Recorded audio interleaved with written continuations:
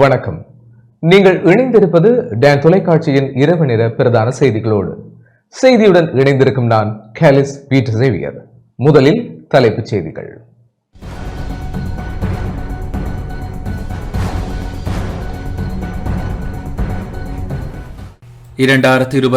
ஆண்டுக்கான வரவு செலவு திட்ட ஒதுக்கீட்டு சட்டம் மூலம் நாடாளுமன்றில் சமர்ப்பிப்பு. வாக்குறுதிகளை அள்ளி வழங்கிய அரசாங்கம் பொய்யுரைக்கின்றது என தயாஸ்ரீ ஜெயசேகர குற்றச்சாட்டு. மியான்மர் அகதிகளை நாடு கடத்த வேண்டாம் என வலியுறுத்தி முல்லைத்தீவில் போராட்டம். யாழ்ப்பாணம் சாவகச்சேரியில் சுண்ணக்கற்களுடன் கைப்பற்றப்பட்ட கனரக வாகனம் இன்று பரிசோதனை. பொய்யான செய்தியை பரப்பி மக்களை அச்சுறுத்த வேண்டாம் என சுகாதார அமைச்சர் கோரிக்கை. அமெரிக்காவின் லாஸ் ஏஞ்சல்ஸ் நகரில் காட்டுத்தீ பரவி வரும் நிலையில் பேரிடர் நிலை அறிவிப்பு.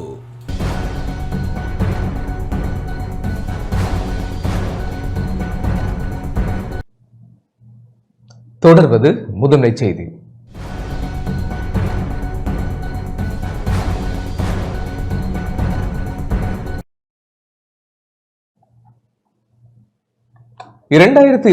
ஆண்டுக்கான வரவு செலவு திட்ட ஒதுக்கீட்டு சட்டம் மூலம் நாடாளுமன்றத்தில் சமர்ப்பிக்கப்பட்டது.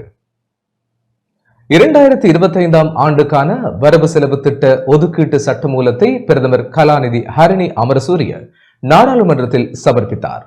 நாடாளுமன்றம் இன்று சபாநாயகர் கலாநிதி ஜெகத் விக்ரமரத்ன தலைமையில் கூடியது. இதன்போதே பிரதமர் 2025 ஆண்டுக்கான வரவு செலவு திட்ட ஒதுக்கீட்டு சட்டமூலத்தை சபையில் சமர்ப்பித்துள்ளார். குறித்த சட்டமூலத்தின் இன்று சபாநாயகர் கலாநிதி ஜெகத் விக்ரமரத்ன தலைமையில் கூடியது. இதன்போதே பிரதமர் 2025 ஆண்டுக்கான வரவு செலவு திட்ட ஒதுக்கீட்டு சட்டமூலத்தை சபையில் சமர்ப்பித்துள்ளார். குறித்த சட்டமூலத்தின் இரண்டாவது வாசிப்பு எதிர்வரும் பிப்ரவரி மாதம் 17 நடைபெறவுள்ளது. அதன்படி இரண்டாம் வாசிப்பு மீதான விவாதம் பிப்ரவரி மாதம் 18 முதல் 25 வரை நடைபெறுவதுடன் இரண்டாம் வாசிப்பு மீதான வாக்கெடுப்பு 25 பிற்பகல் நடைபெறும். பிப்ரவரி 27 முதல் மார்ச் 21 வரை குழுநிலை விவாதம் எனப்படும் மூன்றாம் வாசிப்பு மீதான விவாதம் நடைபெறவுள்ளது. வாக்குறுதிகளை அள்ளி வழங்கிய அரசாங்கம் பொய்யுரைக்கிறது என நாடாளுமன்ற உறுப்பினர் தயாஸ்ரீ ஜெயசேகர தெரிவித்துள்ளார். உலகில் எங்குமில்லாத அளவு வாக்குறுதிகளை வழங்கிய அரசாங்கம் தற்போது பொய்யுரைப்பதாக எதிர்க்கட்சியின் நாடாளுமன்ற உறுப்பினர் தயாஸ்ரீ ஜெயசேகர தெரிவித்துள்ளார். நாடாளுமன்றம் இன்று சபாநாயகர் கலாநிதி ஜெகத் விக்ரமரத்ன தலைமையில் கூடியது. இதன்போது வாய்மூல வினாவுக்கான கேள்வி எழுப்பிய நேரத்திலேயே அவர் இதனை தெரிவித்துள்ளார். ඔබතුමාලා මෙච්චර පොරොන්දු දීලා ලොවෙත් නැති පොරොන්දු දීලා අර කිව්වාගේ ලොවෙත් නැති ජයග්‍රහණයක් ගත්තා. දැන් ඔබතුමාලා මොකද්ද මේක සම්පූර්ණ එක පැත්තකින් ඔබතුමා පනත උල්ලංඝනය කිරීම. உலகத்தில் இல்லாத வகையில் வாக்குறுதிகளை வழங்கி உலகில் எங்கும் இல்லாத அளவிலான வெற்றியை அரசாங்கம் பெற்றுக் கொண்டுள்ளது. தற்போது அரசாங்கம் மின்சார சட்டத்தை மீறியுள்ளது. மறுபுறம் ஆணைக்குழுவின் விதிமுறைகளை மீறியுள்ளது. மின் கட்டண திருத்தத்தை ஜூலை மாதம் வரை காலம் தாழ்த்த காரணம் என்ன என்பதை அரசாங்கம் தெரியப்படுத்த வேண்டும். மின் கட்டண அதிகரிப்பின் காரணமாக சிறு தொழிற்சாலைகளை மூட வேண்டிய நிலை ஏற்பட்டுள்ளது. இதில் இருந்து நாட்டை முன்னோக்கிய பாதையில் இட்டுச் செல்ல வேண்டுமெனின் ஏன் காலம் தாழ்த்துகின்றீர்கள்? அதற்கு பதிலளித்த வலுசக்தி அமைச்சர் குமார் ஜெயக்கொடி ඇතරම විදුලි බලය අඩු කරනවා කියලා අපි කොහෙවත් ප්‍රකාශ කළා නැහැ. மின்சக்தியை குறைப்பதாக நாம் எந்த சந்தர்ப்பத்திலும் குறிப்பிடவில்லை. மின்சக்தியை குறைத்தால் நாம் இருளில் இருக்க நேரிடும். மின் கட்டணத்தை குறைப்பதே எம்முடைய நோக்கமாக உள்ளது. கடந்த அரசாங்கத்தை போன்றோ அரசியல் நோக்கத்திற்காக மின் கட்டண விடயத்தை கையாள முடியாது. உரிய முறைமையின் கீழ் இந்த நடவடிக்கையையும் முன்னெடுக்க வேண்டும். 137% மின் கட்டணத்தை அதிகரிக்கவே மின்சார சபை முன்மொழிந்தது. ஆனால் எம்முடைய நோக்கம் அதுவல்ல. 3 வருடங்களுக்குள் நிச்சயம் மின் கட்டணத்தை குறைக்க நடவடிக்கை எடுப்போம். இதன்போது இடைநடு மீண்டும் கருத்து தெரிவித்த நாடாளுமன்ற உறுப்பினர் தயாஸ்ரீ ஜெயசேகர විදුලි බිල අඩු කරනවායි කියලා කිව්වේ විදුලි අඩු කරනවා නෙමෙයි. மின்சக்தியை குறைப்பது தொடர்பில் நான் குறிப்பிடவில்லை. மின் கட்டணம் தொடர்பிலேயே குறிப்பிடுகின்றேன். சிறிய வார்த்தையை வைத்து பேச வேண்டாம். தேர்தலுக்கு முன்னர் அனுரகுமார திசாநாயக்க ஜனாதிபதி மின் கட்டணத்தை 30% குறைக்க நடவடிக்கை எடுப்பதாக குறிப்பிட்டார். ஆனால் தற்போது 3 வருடம் என்கின்றார்கள். காலையில் இருந்து இரவு வரை பொய்யுரைத்துக் கொண்டுள்ளனர்.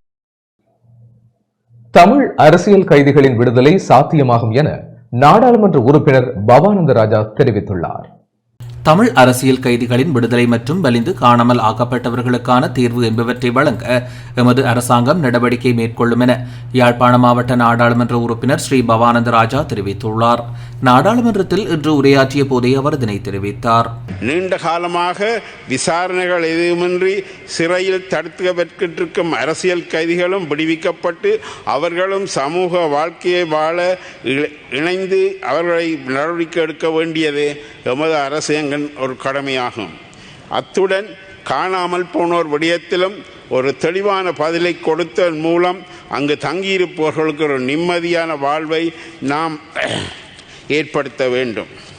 எனவே எமது மாகாணத்திலும் மாவட்டத்திலும் பல சுகாதார, கல்வி, போக்குவரத்து, போதைப் பொருள் பாவனை, தொழில் பிரச்சனைகள் தீர்க்கப்பட வேண்டிய ஒரு தேவை இருக்கின்றது. பெருந்தோட்ட தொழிலாளர்களுக்கு 2000 ரூபாய் சம்பளம் பெற்றுக் கொடுக்கப்பட வேண்டும் என எதிர்க்கட்சியின் நாடாளுமன்ற உறுப்பினர் மனோ கணேசன் தெரிவித்துள்ளார். மலையை சார்ந்த மலைய மக்களை பிரதிநிதிப்படுத்தக்கூடிய அனைத்து தொழிற்சங்கங்களும் இந்த 2000 ரூபாய் என்ற எண்ணிலே இந்த இலக்கத்தில் நிச்சயமாக உறுதியாக இருக்க வேண்டும் என நம்புகிறேன். அது மட்டுமல்ல, இந்த அடிப்படையில் தான் நாங்கள் எங்களது மக்களின் வாழ்வை உயர்த்த முடியும். ஆகவே நான் சொன்னது போல வறுமை உயர்ந்திருந்தாலும் கூட, குறைந்திருந்தாலும் கூட, அல்லது உங்களது ஆட்சி 100 நாட்களாக இருக்கலாம் கூட, 50 நாட்களாக இருந்தாலும் கூட, இந்த வருமானத்திலே இலங்கை வருமானத்தை, தேசிய வருமானத்தை பெற்றுக் கொடுப்பதிலே பாரி பங்கு வைக்கக்கூடிய பெருந்தோட்ட தொழிலாளர்களுக்கு நியாயம் வழங்கப்பட முடியாமல் அவர்களது வாழ்வை உயர்த்த முடிய நம்பிக்கை எனக்கு இருக்கிறது. மலேக மக்களுக்கு சொந்த வீடுகளை அரசாங்கம் பெற்றுக் கொடுக்க வேண்டும் என நாடாளுமன்ற உறுப்பினர் சுஞானம் ஸ்ரீதரன் தெரிவித்துள்ளார். நடவடிக்கைகள் சரியான முறையில் மக்களுக்கு சென்றடைகிறதா, அவர்கள் அதனை அனுபவிக்கிறார்களா என்பது கேள்விக்குறியாக இருக்கிறது. குறிப்பாக இந்த நாட்டிலுடைய அந்த நலன்புரி நடவடிக்கைகளுக்கான விடயங்கள் மீள் பரிசீலனை செய்யப்பட வேண்டும். கிளிநொச்சி மாவட்டத்தில் மட்டுமல்ல, நான் பார்த்த பல மாவட்டங்களில் இவ்வாறான பின்னடைவுகள் காணப்படுவதனால் அந்த மக்களுடைய வாழ்க்கையிலே அவர்கள் மிகப்பெரிய நெருக்கடிகளை சந்திக்கிறார்கள். மலையகத்திலே வாழுகிற மக்களுடைய அடிப்படை சம்பளம் தொடர்பிலே மலையக முற்போக்கு கூட்டணி அண்ணன் மனோ கணேசன் அவர்கள் தலைமையில் இருக்கின்ற கட்சி எடுக்கின்ற முடிவுகளுக்கு நாங்கள் ஆதரவாக எப்பொழுதும் இருப்போம். ஏனெனில் மலையக மக்களுடைய வாழ்க்கை என்பது எப்பொழுதும் பாதிக்கப்பட்ட ஒன்றாக அல்லது அவர்கள் பாதிப்புக்குள்ளேயே வாழுகின்ற ஒன்றாக இருக்கிறது. எனக்கு முதல் பேசிய கௌரவ உறுப்பினர் கூட சொன்னார், அங்கே வாழுகின்ற மக்களுடைய வறுமை நிலைகள், அவர்களை யார் கவனித்தார்கள், கல்வியை பற்றி சொன்னார். அருமையானது. நானும் இங்கே பதிவு செய்கிறேன். இப்பொழுதும் இலங்கையிலே, ஏன் உலக வரைபடத்திலே லயன்களில் வாழுகிற மக்கள் கூட்டமாக அந்த மக்கள் தான் இருக்கிறார்கள். நீண்ட 100 மீட்டர் அல்லது 200 மீட்டருக்கான நீண்ட லயன்கள், தார் பூசிய தகரங்களுக்குள் எந்த அடிப்படை வசதிகளுமின்றி வாழுகின்ற ஒரு மக்கள் கூட்டமாக இலங்கையிலே மலையக மக்கள் இன்றும் வைத்திருக்கப்படுகிறார்கள். அந்த மக்களுக்கான ஒரு சொந்த நிலத்தையும் சொந்த வீட்டையும் அமைத்து கொடுத்தால் நான் நினைக்கிறேன் நீங்கள் வரலாற்றிலே ஒரு சாதனை புரிந்த அரசாக மாறக்கூடும். மியன்மார் அகதிகள் பற்றிய விடயத்தை சர்வதேச சட்டங்களுக்கு அமைய கையாளுமாறு எதிர்க்கட்சியின் நாடாளுமன்ற உறுப்பினர் ரிஷாட் பதியுதீன் தெரிவித்துள்ளார். இன்னும் ஒரு முக்கிய பிரச்சனையாக இருக்கின்ற ஒரு பிரச்சனை மியன்மாரிலிருந்து வந்த அகதிகள். மியன்மாரிலிருந்து வந்த அகதிகளை முல்லைத்தீவு மக்கள், மீனவ சமூகம் அவர்கள் அதை பாதுகாத்து நேவியிடத்தில் ஒப்படைத்தார்.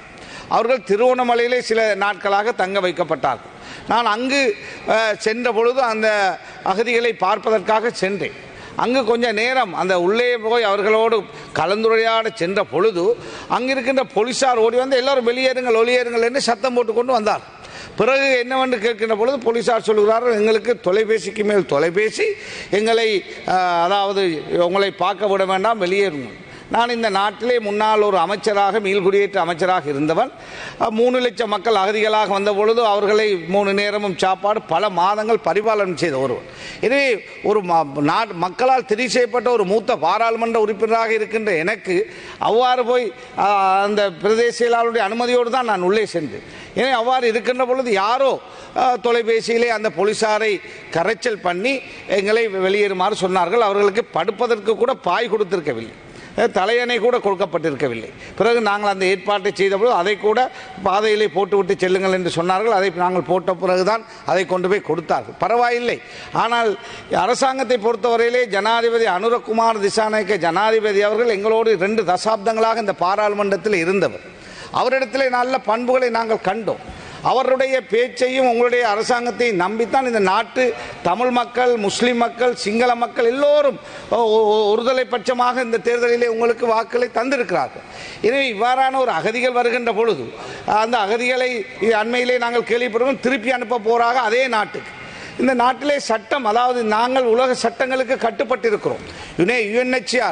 UNHCR அதாவது இவ்வாறான அகதிகள் வருகின்ற பொழுது அவர்களிடத்தில் சர்வதேச அகதிகளை பாரம் கொடுக்க வேண்டிய பொறுப்பு இருக்கிறது.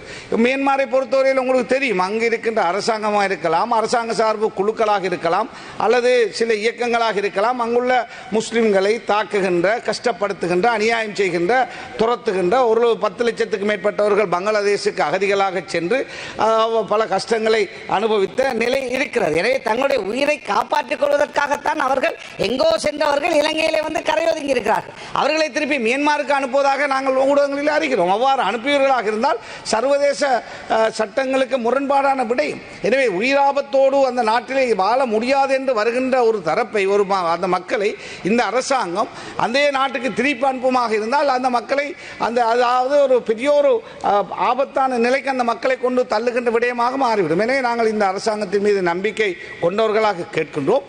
இவர்களை இலங்கையிலே இருக்கின்ற UNHCR நிறுவனங்களோடு பேசி நீங்கள் அவர்கள் விரும்புகின்ற நாடுகளுக்கு, அதாவது சில நாடுகள் தற்காலிகமாகவோ அல்லது நிரந்தரமாகவோ இவர்களை ஏற்றுக்கொள்வதற்கு தயாரான நாடுகள் எத்தனை இருக்கிறது.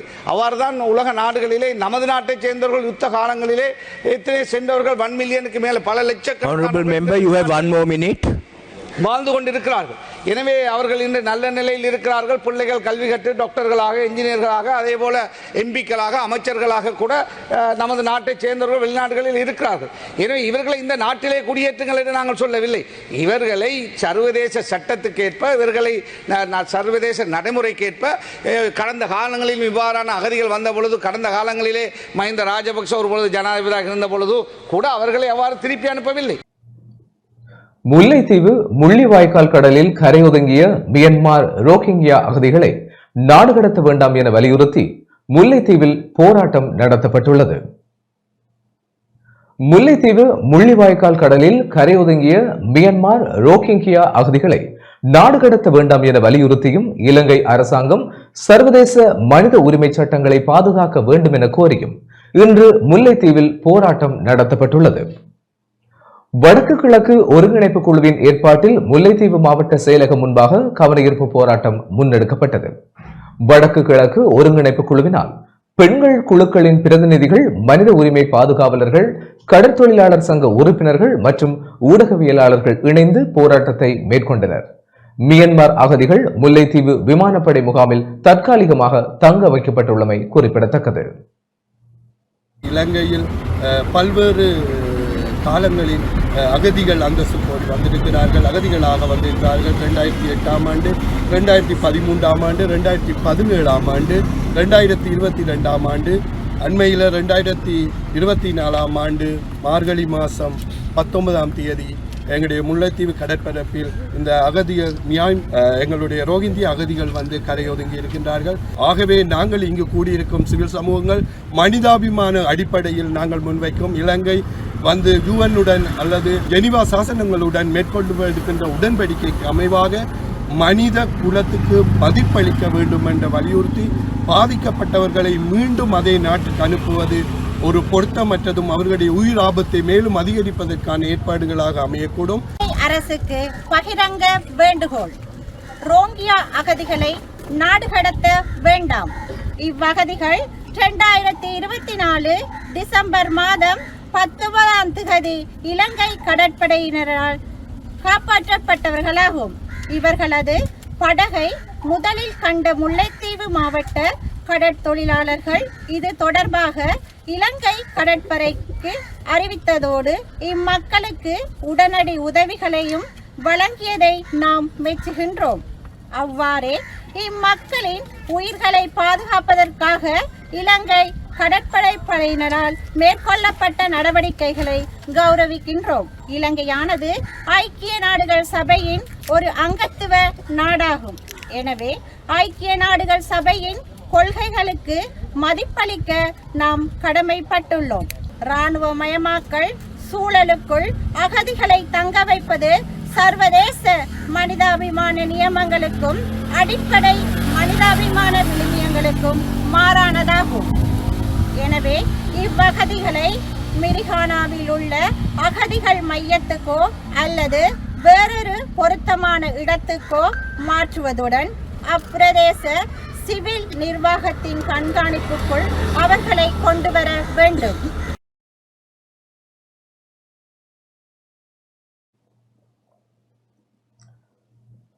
யாழ்ப்பாணம் சாவகச்சேரியில் சுண்ண கற்களுடன் கைப்பற்றப்பட்ட கனரக வாகனம் இன்று பரிசோதனைக்கு உட்படுத்தப்பட்டது.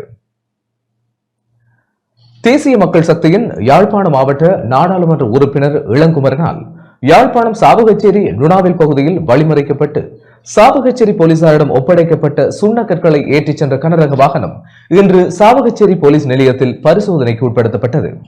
சுண்ணக்கல் வாகனத்தில் ஏதேனும் சந்தேகத்துக்கிடமான பொருட்கள் மறைத்து எடுத்துச் சென்றிருக்கலாம் என்ற அடிப்படையில் சாவகச்சேரி போலீசார் நீதிமன்ற கட்டளையின் பிரகாரம் சுண்ணக்கற்களை வாகனத்தில் இருந்து அகற்றி வாகனத்தை சோதனைக்கு உட்படுத்தியுள்ளனர்.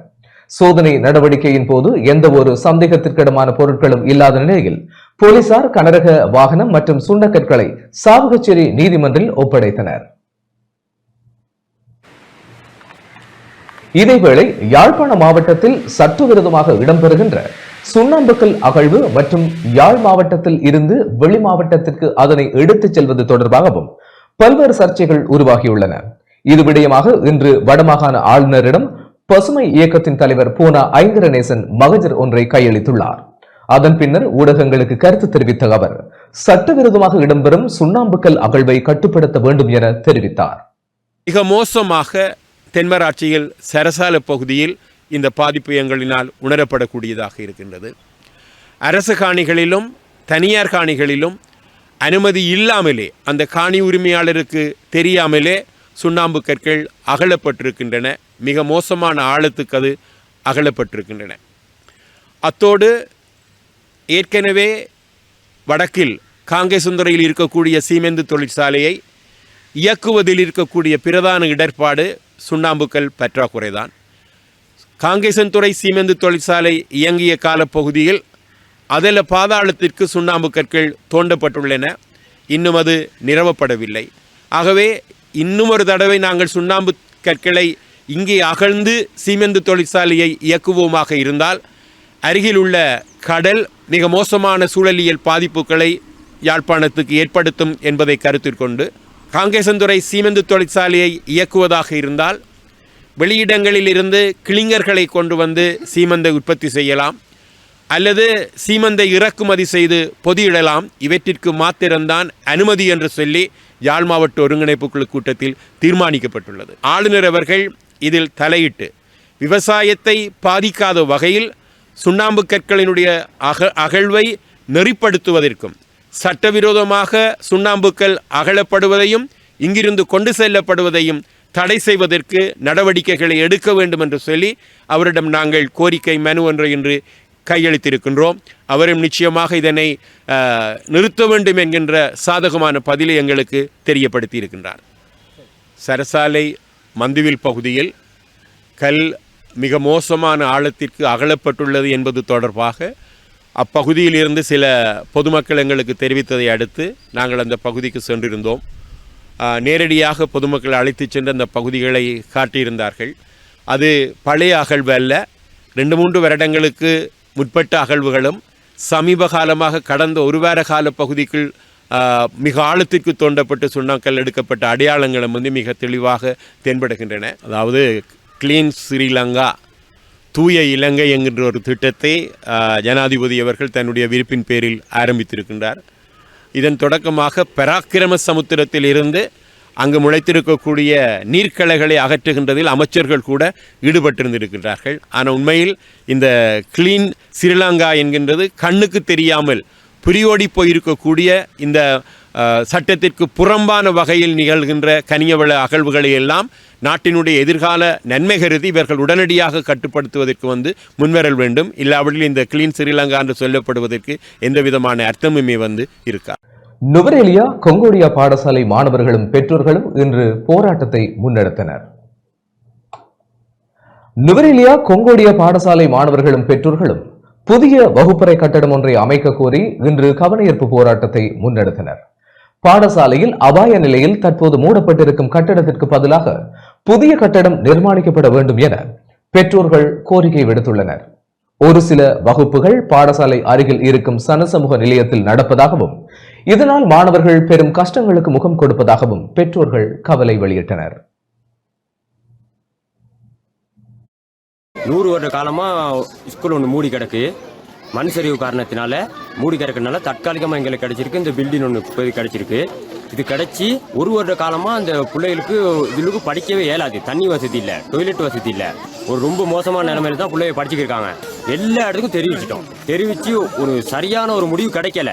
இவங்க சாப்பிடும் போது பறவைகள்லாம் எச்சில் போட்டு அதையும் அள்ளி வீசிட்டு தான் அவங்க சாப்பிட்றாங்க சார். இதெல்லாம் இப்படி வச்சுக்கிருந்தா எங்க பிள்ளைகளுக்கு நோய் தானே சார். இப்போ இதுக்காக எங்களுக்கு ஒரு இடம் வேணும் சார். ஸ்கூல் கட்டி எங்களுக்கு வேணும். ஸ்கூல் 100 வருட காலமாக உடைந்து நாங்கள் பல இடத்துல கம்ப்ளைண்ட் பண்ணி வருடமாக போராடி கொண்டு இருந்து எங்களுக்கு எந்த விதமான தீர்ப்பு ஒன்றும் கிடைக்கல. எங்களுக்கு இடம் வேணும், இட வசதி வேணும். ரோட்டு ஓரமாக எங்களுக்கு இடம் வேணும் ஸ்கூல் கட்டுறதுக்கு.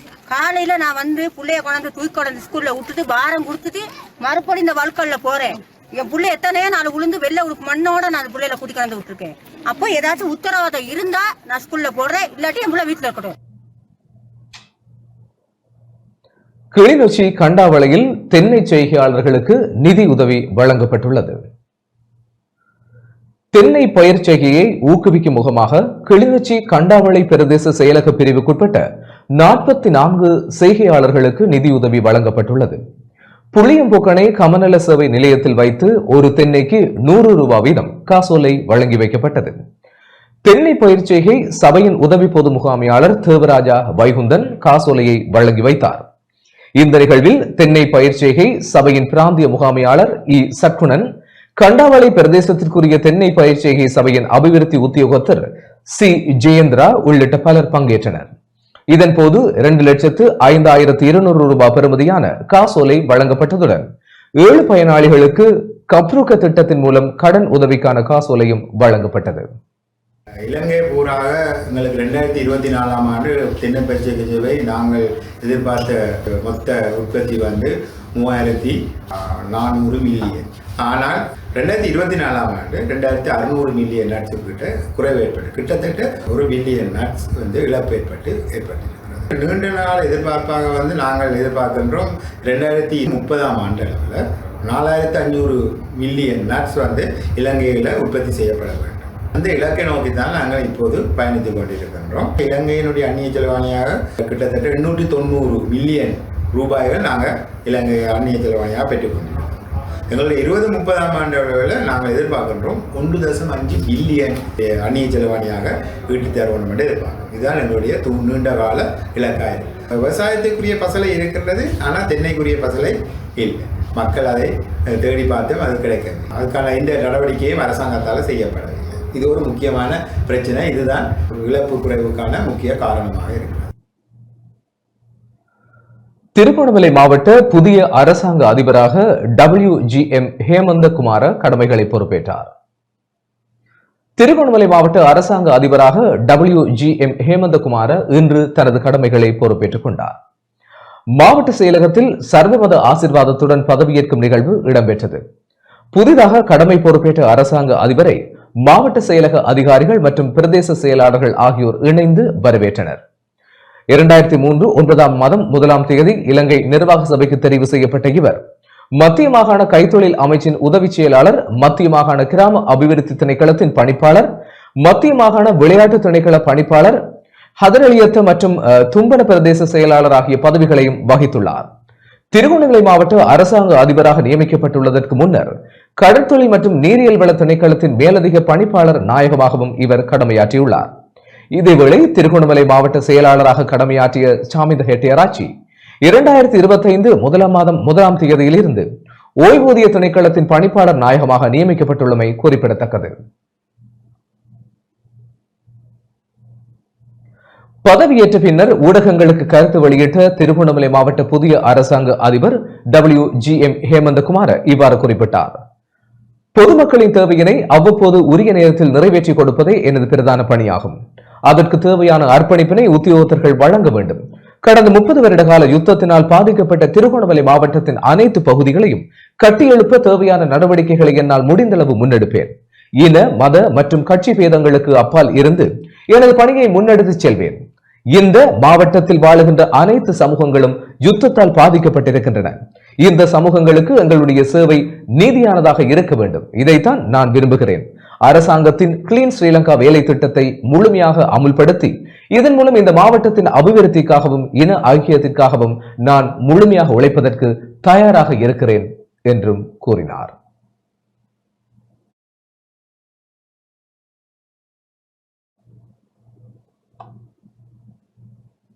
மட்டக்களப்பு ஜெயந்திபுரத்தில் சமகால சமூக பிரச்சனைகள் தொடர்பான விழிப்புணர்வு வீதி நாடகம் நடைபெற்றது. இலங்கை சமாதான பேரவையின் ஊடாக பிரதேச சர்வமத குழு மட்டக்களப்பு வண்ணாத்திப்பூச்சி சமாதான பூங்காவுடன் இணைந்து சமகால சமூக பிரச்சனைகள் மற்றும் மத சுதந்திரம் என்னும் துணைப்பொருளில் விழிப்புணர்வு வீதி நாடகம் ஒன்றை ஜெயந்திபுரத்தில் இன்று நடத்தியது. சர்வமத குழு உறுப்பினர் தோமஸ் கந்தையா தலைமையில் மட்டக்களப்பு வண்ணாத்திப்பூச்சி சமாதான பூங்கா நிகழ்ச்சி திட்ட இணைப்பாளர் டி நகுலேஸ்வரனின் இவ்வீதி நாடகம் ஒழுங்கமைக்கப்பட்டது. உளநல உதவி நிலைய இயக்குனர் அருட்பணி போல் சற்குணநாயகம், கருவப்பங்கணி விபுலானந்தா கல்லூரி அதிபர் சரண்முத்து கணேசமூர்த்தி, பிரதேச சர்வமத குழு உறுப்பினர்கள், ஜெயந்திபுரம் சிரேஷ்ட பிரஜைகள், வண்ணத்திப்பூச்சி சமாதான பூங்கா உறுப்பினர்கள், மாணவர்கள், கிராம மக்கள் என பலரும் இதில் கலந்து கொண்டனர். முதல் வயிற்றை நாங்கள் நிரப்ப வேண்டும். ஆகவே அதை நிரப்புவதற்கு நாங்கள் மிகவும் கேவலமான முறைகளை பயன்படுத்தி நம்முடைய மனித மாண்பு, நாம் இறைவனால் படைக்கப்பட்டவர்கள் என்றதை மறந்து நாங்கள் மிகவும் ஒரு கீழ்த்தரமான வாழ்க்கையில வாழ்ந்து கொண்டு இருக்கின்றோம். இந்த முதல் நாடகம் இதைத்தான் குறிக்கின்றது.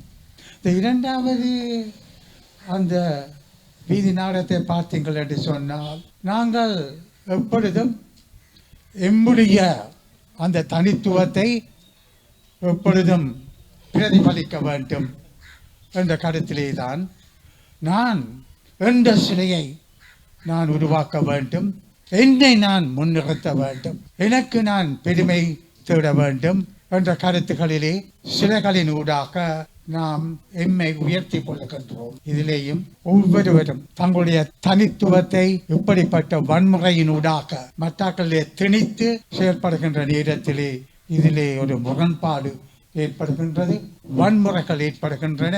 ஏனென்றால் அதிகார வகை கொண்டவர்கள் நாம், நமக்கு அதிகாரம் கொடுக்கப்பட்டு இருக்கின்றது. எவ்வளவு கூட அதிகாரம் இருக்கின்றதோ அந்த அளவுக்கு நாம் மனிதர்கள் அந்த அதிகாரத்தை பயன்படுத்தி எம்மையும் நாம் அழித்துக் கொள்வோம், சமுதாயத்தையும் பிழையான வழியில் நடத்துவோம். அடையாளங்கள், நிறங்கள் போன்றவற்றிற்கு அப்பால் எங்களுக்கு நாங்கள் அனைவரும் ஒருவர் இலங்கையர் என்ற எண்ணக்கருவினை வளர்ப்பதே எங்களது இந்த நாடகத்தின் முக்கிய நோக்கமாக இருந்தது. இதனை ஈடுக செய்வதற்காக விசேடமாக வண்ணத்துப்பூச்சி சமாதான பூங்காவின் ஊழியர்களின் அந்த நாடக குழுவினை பயன்படுத்தி பிரதேச சர்வமத குழு மட்டக்களப்பில் பல்வேறு இடங்களில் இந்த விழிப்புணர்வு நாடகங்களை நடத்தி வருகின்றோம். அம்பாறை திருக்கோவில் பிரதேச செயலகத்தில் அரசாங்கத்தின் சமூக வலுவூட்டல் வேலை திட்டம் தொடர்பான தெளிவூட்டல் செயலமர்வு ஒன்று நடைபெற்றது. நாட்டில் வாழும் குறைந்த வருமானம் பெறும் குடும்பங்களை பொருளாதாரத்தில் வலுவூட்டும் அரசாங்கத்தின் நோக்கத்தினை அடைந்து கொள்வதற்கான சமூக வலுவூட்டல் வேலை திட்டம் தொடர்பாக அம்பாறை திருக்கோவில் பிரதேச செயலக வெளிக்கள உத்தியோகத்தர்களை தெளிவூட்டும் செயலமர்வு இன்று இடம்பெற்றது. செயலமர்வானது கிராமிய அபிவிருத்தி, சமூக பாதுகாப்பு மற்றும் சமூக வலுவூட்டுகை அமைச்சு மற்றும் சமுர்த்தி திணைக்களத்துடன் இணைந்து திருக்கோவில் பிரதேச செயலக சமுர்த்தி பிரிவினால் முன்னெடுக்கப்பட்டது. நாட்டில் வறுமை கோட்டின் கீழ் அடையாளப்படுத்தப்பட்டுள்ள சுமார் 15 லட்சம் குடும்பங்களில் 2025ஆம் ஆண்டு நாடு பூராகவும் 3 லட்சம் குடும்பங்களை பொருளாதாரத்தில் வலுப்படுத்தும் நோக்கில் அரசினால் முன்னெடுக்கப்பட்டுள்ள இவ்வேலை திட்டம் கள உத்தியோகத்தர்களுக்கு தெளிவூட்டல்கள் வழங்கப்பட்டன. திருக்கோவில் பிரதேச செயலக பிரிவில் 22 கிராம சேவையாளர் பிரிவில் வாழும் சுமார் 3300 குடும்பங்களில் 778 குடும்பங்களை அடையாளப்படுத்தி சுயதொழில் ஊக்குவிப்புகளை வழங்கி இவருடைய நிறைவுக்குள் பொருளாதாரத்தில் வலுப்படுத்துவதற்கான செயல்பாடுகள் முன்னெடுக்கப்பட்டு வருகின்றன.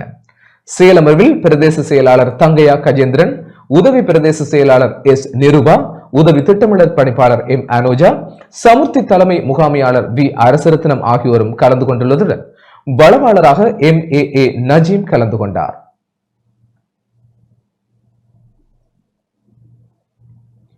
பொய்யான செய்தியை பரப்பி மக்களை அச்சுறுத்த வேண்டாம் என சுகாதார அமைச்சர் நலிந்த ஜெயதிச தெரிவித்துள்ளார். சீன வைரஸ் குறித்து அரசாங்கம் மிகவும் விழிப்புடன் இருப்பதாக சுகாதார அமைச்சர் நலிந்த ஜெயதிச தெரிவித்துள்ளார். நாடாளுமன்றம் இன்று சபாநாயகர் கலாநிதி ஜெகத் விக்ரமரத்ன தலைமையில் கூடியது.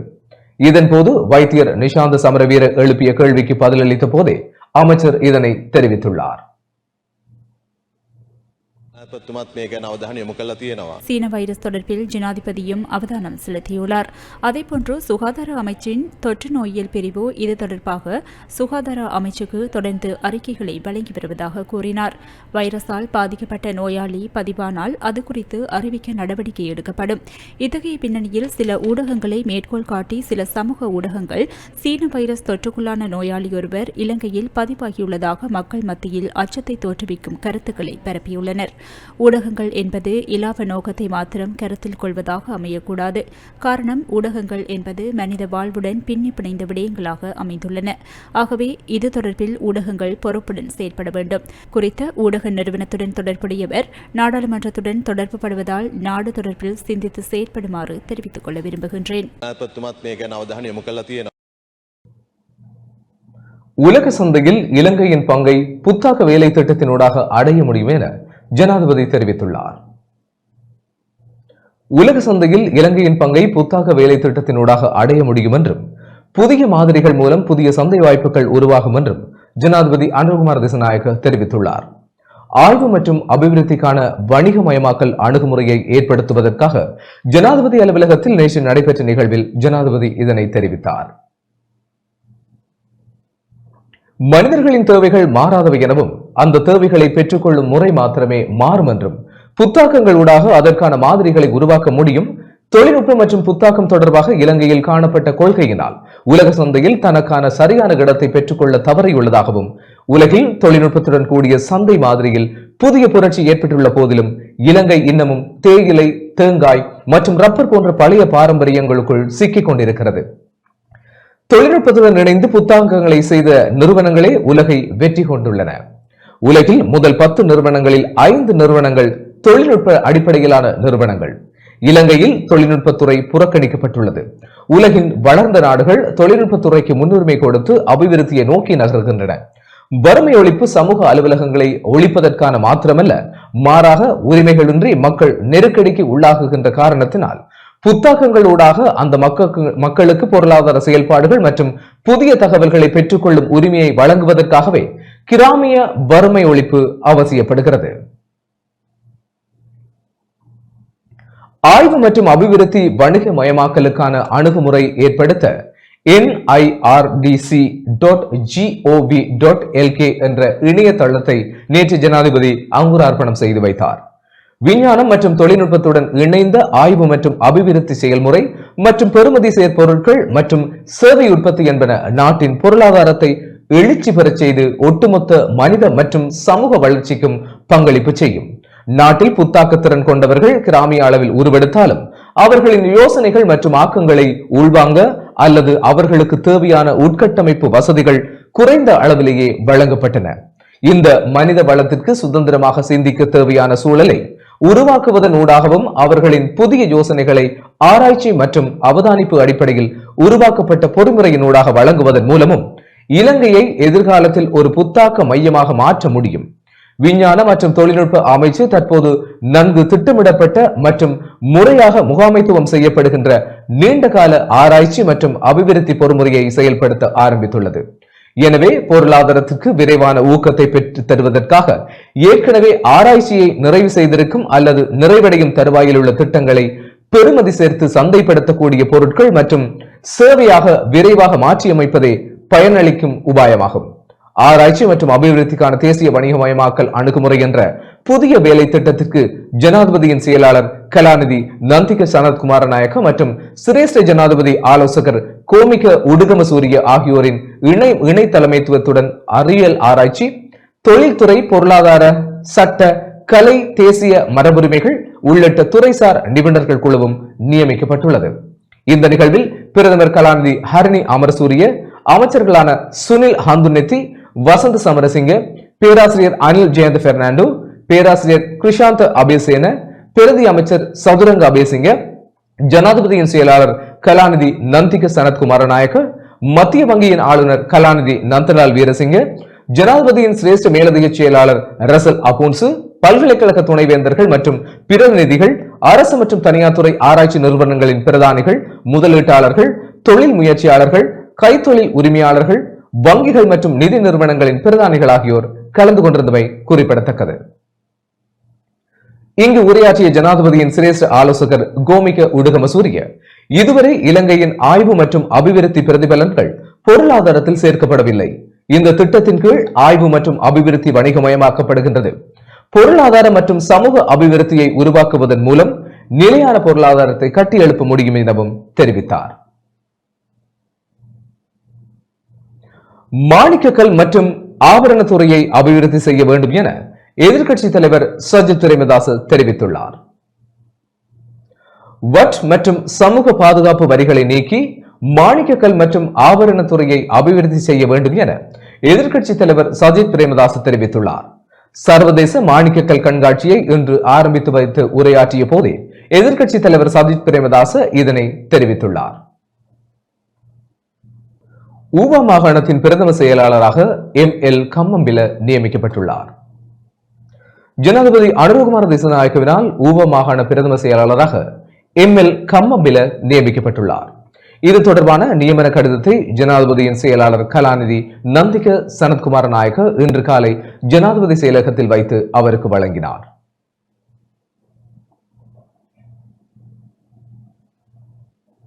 நீண்ட காலமாக சிறைகளில் தடுத்து வைக்கப்பட்டுள்ள தமிழ் அரசியல் கைதிகளை விடுதலை செய்ய கோரி கொடிகாமத்தில் இன்று கையெழுத்து போராட்டம் முன்னெடுக்கப்பட்டது. நீண்ட காலமாக விசாரணை என்னும் பெயரில் சிறைகளில் தடுத்து வைக்கப்பட்டுள்ள தமிழ் அரசியல் கைதிகளை விடுதலை செய்ய கோரி யாழ்ப்பாணம் கொடிகாமத்தில் இன்று கையெழுத்து போராட்டம் முன்னெடுக்கப்பட்டது. பயங்கரவாத தடை சட்டத்தின் கீழ் கைது செய்யப்பட்டு நீண்ட காலமாக தடுத்து வைக்கப்பட்டுள்ள அரசியல் கைதிகளையும் புனர்வாழ்வு அளிக்கப்பட்டு சமூகமயப்படுத்தப்பட்ட பின்னர் நீதிமன்றத்தினால் விடுதலை செய்யப்பட்ட பின்பும் மீண்டும் கைது செய்யப்பட்டு தடுத்து வைக்கப்பட்டுள்ள போராளிகளையும் புதிய அரசாங்கம் விடுவிக்க வேண்டும் என வலியுறுத்தி கையெழுத்து போராட்டம் வடக்கு கிழக்கில் முன்னெடுக்கப்பட்டு வருகிறது. இந்த கையெழுத்து போராட்டம் இன்றைய தினம் கொடிகாமம் பேருந்து தரிப்பிடத்திற்கு முன்பாக இடம்பெற்றது. கொடிகாமம் பகுதி மக்கள் பலர் தமிழ் அரசியல் கைதிகளின் விடுதலையை வலியுறுத்தி கையெழுத்துக்களை வைத்தனர். வடக்கு கிழக்கில் வசிக்கக்கூடிய அனைத்து தமிழ் மக்களும் இந்த எங்களுடைய அரசியல் கைதிகளை, அதாவது தமிழ் அரசியல் கைதிகளை பொது மன்னிப்பில் விடுதலை செய்வதற்காக அரசாங்கத்தையும் அதே போல சர்வதேசத்தையும் கோரிக்கை விடுக்கும் முகமாக இந்த கையெழுத்து போராட்டம் முன்னெடுக்கப்பட்டுக் கொண்டிருக்கிறது. அந்த வகையில் இன்றைய தினம் கொடிகாமம் பிரதேசத்தில் பஸ் நிலையத்தில் அருகாமையில் இருக்கக்கூடிய இந்த அமைவிடத்தில் இன்றைய தினம் இந்த கையெழுத்து போராட்டம் நடைபெற்றுக் கொண்டிருக்கின்றது. இப்பகுதியில் வசிக்கக்கூடிய, இந்த பிரதேசத்தில் வசிக்கக்கூடிய அனைவரும் வருகை வந்து இந்த கையெழுத்து போராட்டத்தில் பங்கு பற்றி உங்களது கையெழுத்துக்களையும் வைப்பதன் ஊடாக இந்த அரசியல் கைதிகளுடைய விடுதலை தொடர்பாக ஜனாதிபதி அதே போல சர்வதேசத்துக்கு எங்களுடைய இந்த கோரிக்கையை முன்வைக்கும் முகமாக இந்த கையெழுத்து போராட்டம் இடம்பெறுகின்றது. அனைவரும் வருகை தந்து இந்த கையெழுத்தை வைத்து இந்த போராட்டத்துக்கு ஆதரவு நல்கும் வண்ணம் உங்களை அன்போடு வேண்டிக் கொள்கிறேன். உண்மையிலே மாறியுள்ள அரசாங்கம் இந்த கிளீன் ஸ்ரீலங்கா என்ற திட்டத்தின் மூலம் பல விடயங்களை கிளீன் பண்ணி கொண்டு வருகிறார்கள். அண்மையில் பார்த்தீங்கன்னா சரி, பேருந்துகள், ஆட்டோக்கள், இன்னும் பல அரசு திணைக்களங்கள் பல விடயங்கள் இந்த கிளீன் ஸ்ரீலங்கா என்ற திட்டத்தினூடாக செயற்படுத்தி வருகிறார்கள். உண்மையிலே சிறைச்சாலையும் அவர்களுடைய கிளீன் ஸ்ரீலங்கா மூலம் துப்புரவு செய்யப்பட வேண்டிய விடயம் இருக்கின்ற அந்த துப்புரவு பணிகள் மூலம் இந்த 10 கைதிகளையும் விடுதலை செய்ய வேண்டும் என்பது எங்களுடைய பணிவான வேண்டுகோள்.